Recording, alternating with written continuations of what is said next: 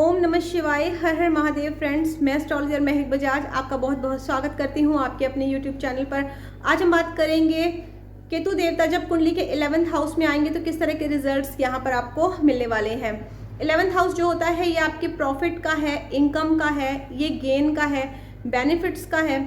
इस घर को हम लाभ स्थान भी बोलते हैं। तो जब केतु देवता 11th हाउस में आते हैं यहाँ पर शनि और बृहस्पति ग्रह का प्रभाव होता है।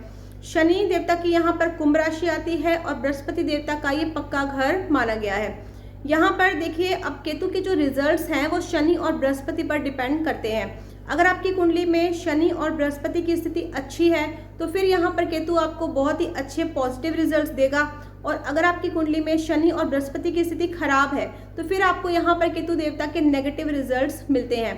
चलिए अब हम केतु देवता के यहाँ पर पॉजिटिव और नेगेटिव दोनों ही तरह के रिजल्ट्स की बात करेंगे। तो 11th हाउस में जब भी कोई ग्रह आता है तो वो अपने दुश्मन ग्रहों को कमजोर कर देता है। तो अब यहाँ पर देखिए केतु आया है, तो केतु के जो दुश्मन ग्रह होते हैं वो है चंद्रमा और बुध। तो अब इन दोनों ही ग्रहों पर नेगेटिव इफेक्ट पड़ता है। चंद्रमा क्या है? चंद्रमा जो है वो आपकी health, wealth, education, peace of mind है। इसके अलावा चंद्रमा जो है वो आपकी माता का भी कारक है। तो यहाँ पर जब चंद्रमा कमजोर होगा तो यहाँ पर देखा गया है ऐसे व्यक्ति को कैश, लिक्विड मनी की प्रॉब्लम, यहाँ पर टेंशन, डिप्रेशन, स्ट्रेस, एंजाइटी की प्रॉब्लम रहती है। इसके अलावा इनकी माता की सेहत भी जो है वो खराब रहती है। यहाँ पर देखा गया है जब चंद्रमा यहाँ नेगेटिव होता है तो यहाँ पर ये भी देखा गया है कि ऐसे व्यक्ति जो होते हैं वो बहुत ज़्यादा अकेलापन फील करते हैं और सही डिसीजन नहीं ले पाते हैं। डिसीजन लेने में भी इनको बहुत ज़्यादा प्रॉब्लम होती है, क्योंकि ऐसे लोग जो होते हैं वो दूसरों की बातों में जल्दी आ जाते हैं और अपनी लाइफ में सही डिसीजन नहीं ले पाते हैं।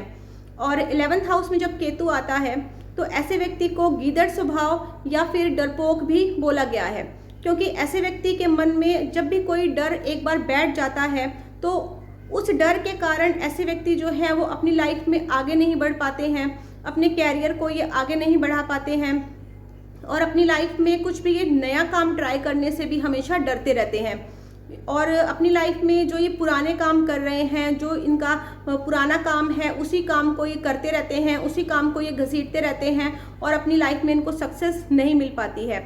यहाँ पर ये देखा गया है कि ऐसे व्यक्ति को हमेशा असफलता का डर जो है वो इनके माइंड में रहता है।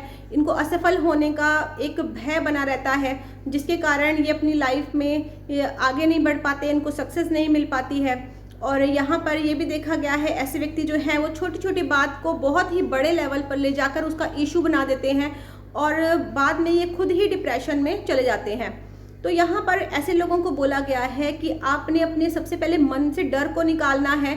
मन से डर को निकाल कर आपने एक दलेरी से अपनी लाइफ को जीना है और जो आपके साथ बीत चुका है पुरानी बातों को बार बार याद नहीं करना है और अपनी लाइफ में अपने फ्यूचर की तरफ देखना है, आगे की तरफ बढ़ना है।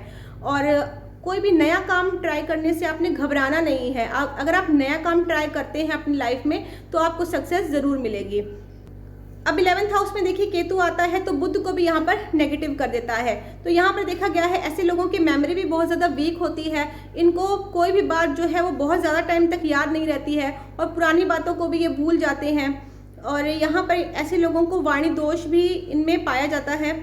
यहाँ पर यह भी देखा गया है ऐसे व्यक्ति अगर साउथ फेसिंग मकान में रहते हैं या फिर इनके मकान के साउथ एरिया में कोई वास्तु दोष पाया जाता है तो फिर यहाँ पर देखा गया है ऐसे व्यक्ति जो होते हैं वो बहुत ज़्यादा कंफ्यूज रहते हैं। इनको समझ में नहीं आता कि इनको अपनी लाइफ में क्या करना है और फिर ये इजी वे में धन कमाने की तरफ भागते हैं। इजी वे में जो मनी कमाने के लिए ये कोशिश करते हैं और ये फिर जुआ, सट्टा और शेयर मार्केट में मनी इन्वेस्ट कर देते हैं, जहां से इनको आसानी से धन प्राप्त हो सके। और फिर क्या होता है कि इनका पैसा जो है वो फंस जाता है और इनको हैवी मनी लॉस भी हो जाता है। तो यहाँ पर कहा गया है कि ऐसे लोगों को साउथ फेसिंग मकान जो है वो सूट नहीं करता है, इनको साउथ फेसिंग मकान में नहीं रहना चाहिए। और 11th हाउस में जब केतु आता है और ऐसे में अगर आपकी कुंडली के 3rd हाउस में शनि देवता आ जाते हैं तो फिर ये केतु जो है वो बहुत ही पॉजिटिव हो जाता है और ऐसे इंसान को बहुत ज़्यादा ऊंचाइयों पर लेकर जाएगा। और ऐसे व्यक्ति जो होते हैं फिर वो अपने हुनर से और अपने कर्म से लोगों के दिलों में अपनी एक अलग पहचान बना लेते हैं और बहुत सारे लोगों को ये अपनी तरफ अट्रैक्ट करते हैं। फिर इनको अपनी लाइफ में नेम, फेम, सक्सेस सब कुछ मिलता है। अब यहाँ पर देखिए 11th हाउस में केतु जब नेगेटिव होगा तो फिर यहाँ पर कहा गया है कि ऐसे लोगों को legs pain, joints pain, back pain और साथ ही स्ट्रेस, एंजाइटी और वाणी दोष की प्रॉब्लम होती है। अब हम बात करेंगे यहाँ पर रेमेडीज़ की। यहाँ पर देखिए केतु अगर आपको नेगेटिव रिजल्ट्स दे रहा है तो आपने यहाँ पर कौन से उपाय करने हैं। तो सबसे पहले यहाँ पर आपने बृहस्पति को ठीक करना है। बृहस्पति को ठीक करने के लिए आप अपने शरीर में सोना धारण कर सकते हैं, केसर का तिलक लगा सकते हैं। इसके अलावा आप कानों में सोना पहने। अगर स्ट्रेस और एंजाइटी की प्रॉब्लम यहाँ पर आपको हो रही है तो आपने 11 मूलियाँ रात को सिर के पास रख के सोना है और अगले दिन उसको किसी धर्म स्थान में देकर आना है। तो और यहाँ पर आप बादाम का दान कर सकते हैं और केले दान करें। तो इस तरह की रेमेडीज़ करके यहाँ पर आप अपने केतु को पॉजिटिव कर सकते हैं। तो मेरे वीडियो को आप लाइक करें, शेयर करें और चैनल को सब्सक्राइब ज़रूर करें ताकि मेरी अपकमिंग वीडियोस का नोटिफिकेशन आपको टाइम टू टाइम मिलता रहे। मिलेंगे हम अपनी नेक्स्ट वीडियो में। केतु इन 12th हाउस।